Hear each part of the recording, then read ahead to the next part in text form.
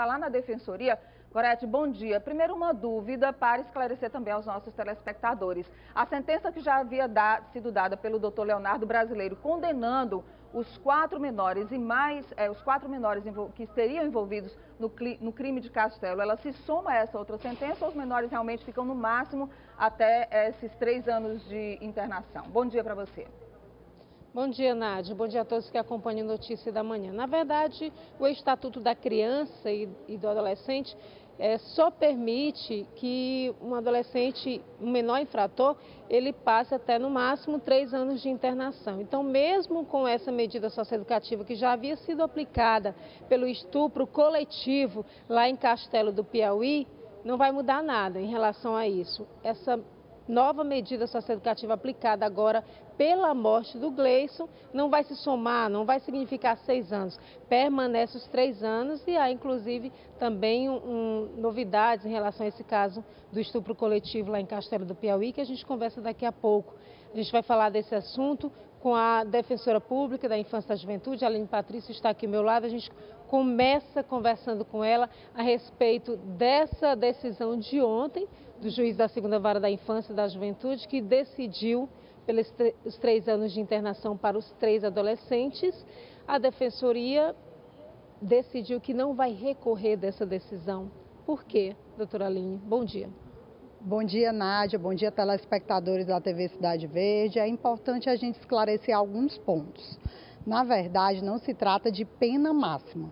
É uma medida socioeducativa de internação prevista no Estatuto da Criança e do Adolescente que tem duração máxima de 3 anos.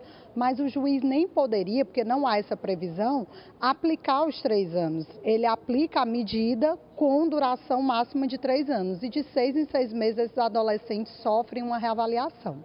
Aí, se eles tiverem bom comportamento e o juiz decidir dar a progressão, eles podem ir para uma medida mais branda. A Defensoria, embora tivesse requerendo uma redução dessa medida socioeducativa, agora decidiu que não vai mais recorrer dessa decisão tomada ontem. Por quê? Por que a gente optou por não recorrer? Porque, na verdade, a gente já sabia que seria difícil alterar esse quadro, porque eles são confessos de um ato infracional análogo a um crime grave, que é o crime de homicídio. Então, a defesa sabia que seria difícil a não aplicação da medida de internação. E até porque a gente também vai utilizar elementos desse processo para utilizar no processo anterior também do estupro coletivo. Então, a gente vai pedir o translado de alguns dados desse processo para subsidiar a nossa apelação. Nesse caso, a senhora já mencionava a respeito dessa apelação, a defesa contesta a decisão que foi tomada em relação ao estupro coletivo, já que acredita na inocência desses 3 adolescentes. Que evidências estariam sendo trabalhadas para provar isso, doutora? Bem, desde o início a Defensoria tem trabalhado com a tese de negativa de autoria. Nada emergiu nos autos que modificasse essa ideia, porque não há perícia técnica, não há dados genéticos colhidos contra esses 3 adolescentes. O depoimento das vítimas foi uníssono também no sentido de só implicar o adolescente Gleison. Então, a gente vai utilizar, inclusive ontem, no momento da prolação da sentença, o juiz da 2ª Vara, doutor Antônio Lopes, apesar de não ser o juiz do processo, por ser um profissional de tantos anos trabalhando na infância, tem uma posição abalizada sobre isso. Ele disse acreditar também na inocência dos adolescentes, então a gente vai pegar esses elementos e levar ao Tribunal de Justiça, né? O recurso de apelação está sob a relatoria do desembargador Edivaldo Moura, então a gente vai levar esses elementos. Por que a Defensoria insiste nisso? É muito importante para esses adolescentes. Eu conversei com vários, inclusive um chegou a atentar contra a própria vida, disse que não aguentava mais essa pressão de ter sido implicado no crime de maior notoriedade do estado do Piauí nos últimos anos. Então, assim, a gente quer realmente fazer o possível para que a verdade real apareça, né? Para que emerja mesmo dos autos a verdade nesse caso. Quero convidar a doutora Aline para continuar aqui conosco um pouquinho, enquanto a gente chama uma reportagem, levando em consideração, Nádia, que essas outras 2 mortes ocorridas no último final de semana dentro do Centro Educacional Masculino têm reacendido as discussões sobre a situação em que vive hoje os servidores e também os internos lá do centro. Agora, o governo trabalha com um plano aí para reformar o antigo prédio do CEIP, o Centro Educacional de Internação Provisória, lá no mesmo espaço do CEM. Com capacidade para 60 internos, o CEM, Centro Educacional Masculino do Piauí, abriga hoje 96 adolescentes considerados pelo Estado como infratores.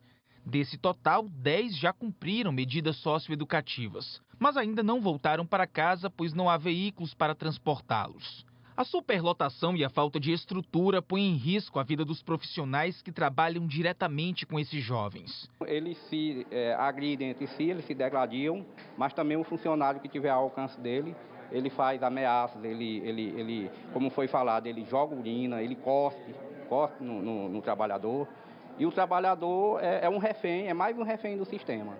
Apesar da superlotação por trás do próprio prédio do CEM, existe um espaço que já serviu de apoio para internação de menores infratores e que hoje está completamente abandonado. Tivemos acesso ao antigo prédio do CEIP, Centro de Internação Provisória, desativado desde que uma outra unidade foi inaugurada na Zona Sudeste. São 15 alojamentos com capacidade para 30 adolescentes. Uma quadra de esportes, refeitório e uma biblioteca. Espaços que necessitam apenas de reparos. Olha só, são 4 beliches, uma espécie de divisória aqui e um banheiro que também está um pouco sujo, abandonado, mas que uma reforma também poderia ajudar. A Secretaria de Cidadania e Assistência Social pretende até a próxima sexta-feira apresentar um projeto para a reforma do prédio. Com isso, o Centro Educacional Masculino passaria a ter capacidade para 90 internos. Um esforço para tentar diminuir os riscos dos jovens e de seus educadores. O Ministério Público, a OAB, a Defensoria Pública vem fazendo vistorias no Centro Educacional Masculino. Inclusive, o Ministério Público fez essas recomendações de mudanças no prédio para que possa dar melhores condições. A defensora ontem falou que vai entrar com uma ação civil pública depois de mais essas mortes, cobrando providências em relação ao centro e chegou a falar inclusive da possibilidade de uma interdição. Isso é real, doutora? A gente leva em consideração também a situação de que hoje no Piauí esse é o único centro de internação para sentenciados, né, para menores infratores sentenciados. Como que ficaria essa questão? Bem, na verdade, a interdição seria a última ratio, né? Se falhar qualquer tentativa anterior de medidas para melhorar a questão do Centro Educacional Masculino, a gente realmente pediria a interdição. Mas como vai funcionar esse processo? Foi dado um prazo para a Secretaria de Assistência Social e Cidadania, teve uma reunião no último dia 21 de agosto e vai ter uma agora dia 25 de setembro.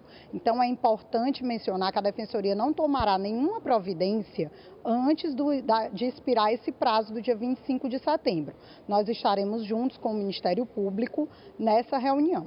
Se o projeto que eles apresentarem não for satisfatório, porque, detalhe, nós estamos lidando com um problema de anos. O Centro Educacional Masculino já foi uma adaptação de um antigo colégio. Então, na verdade, a gente nunca teve a construção de um local especificamente destinado à medida socioeducativa de internação. Nós tivemos agora da provisória, mas da internação definitiva nunca houve. Então, assim, nós vamos verificar a viabilidade desses projetos. Lógico que a gente sabe que isso aí é um projeto a longo prazo, ninguém vai... vamos interditar o CEM, aí fica sem ter para onde levar os adolescentes. Então, tudo vai ser pensado com bastante calma, mas que, repito o que eu já disse anteriormente, a Defensoria Pública não vai mais admitir esses episódios que estão acontecendo, essas violações de direitos que estão acontecendo e que acabam culminando na morte dos nossos adolescentes. Quero agradecer então a Defensora Pública Aline Patrício pelas informações prestadas aqui ao Notícia da Manhã. A gente continua acompanhando, Nádia, esse caso aí. Inclusive ela falava dessas reuniões que começaram há cerca de 2 meses e que devem trazer providências, já que agora tem um monitoramento também maior por parte de todas essas instituições. Nádia.